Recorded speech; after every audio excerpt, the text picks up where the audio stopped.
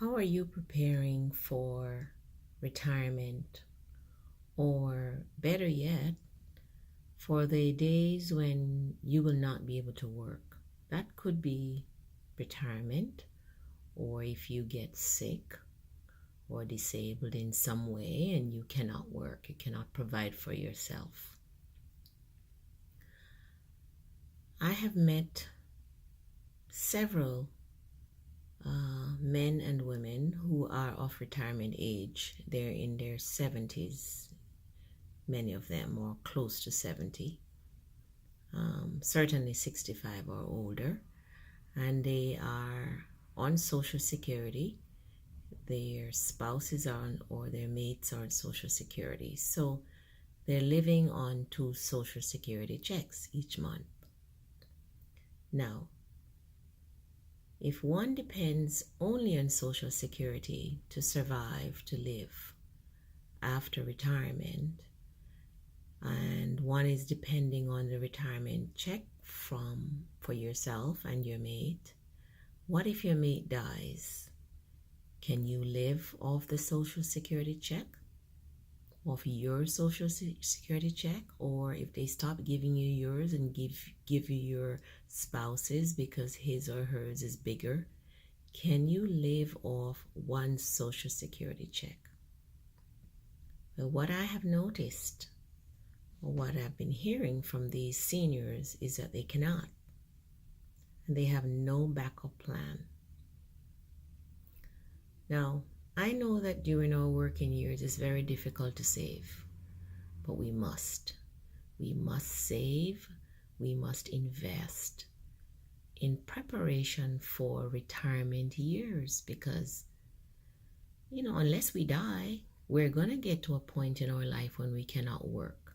Some of us who have jobs, when we get to a certain age, the jobs don't want us because we're old. They want to replace us with younger people that they can pay less money, who have more energy and have come to the workplace with newer ideas.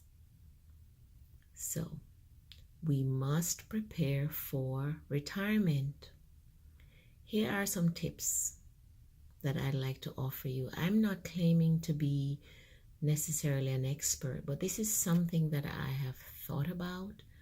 I have read about a lot, and I am in my mid-50s, and I am trying my best to prepare for the next 10 years, which hopefully will come, because what is the alternative? That I will be gone, pass away, and I'm not quite ready for that yet. I'm enjoying life too much.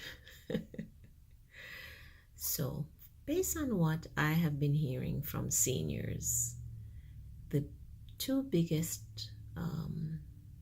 expenses during retirement are healthcare and housing. Now, if you take great care of your health, it's likely you'll be healthier, and you won't have to end up going to the doctor or the hospital as often, and you can save your money. My neighbor tells me that he and his spouse have Medicare. Medicare pays for 80% of their health cost, but he says Medicare doesn't pay 80% of everything. They pay 80% of the cheapest.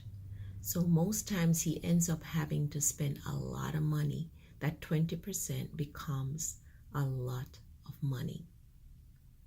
Okay, so if while we're younger we take better care of ourselves and we're healthy, more than likely we'll go into our retirement years healthier and end up spending less on drugs, on doctor bill, on hospital bill, on procedural bills. We'll be healthier and we'll be able to spend less on healthcare. The next biggest bill that retirees tell me, and based on my research I can tell, is housing. Some parts of the United States, for example, are a lot more expensive than others. Places like North Carolina, South Carolina, Georgia, Alabama, are relatively inexpensive. Well, what I mean is that the houses can be relatively inexpensive in comparison to, say, New York, California, Florida. Okay, housing can be cheaper in these areas. So consider downscaling, okay, to live in an area where real estate is cheaper. I know, for example, that one can get a fairly decent 2-bedroom, 1-bathroom, or 2-bedroom, 2-bathroom house in certain parts of Georgia, South Carolina, North Carolina, Virginia, those areas for $50,000 or less. Decent houses in decent areas, not crime-riddled neighborhoods. And if you could sell your expensive house in New York, California, Florida, and those places, and buy a cheaper house free and clear, yes, you don't have to deal with mortgage nor rent. Because if you own the house free and clear, you really do not even have to insure it. You have to pay tax, but since the house is cheaper, then the tax will be less. Okay. Another thing is, if you want to remain where you are and it's a little bit pricey, you could rent a part of the house.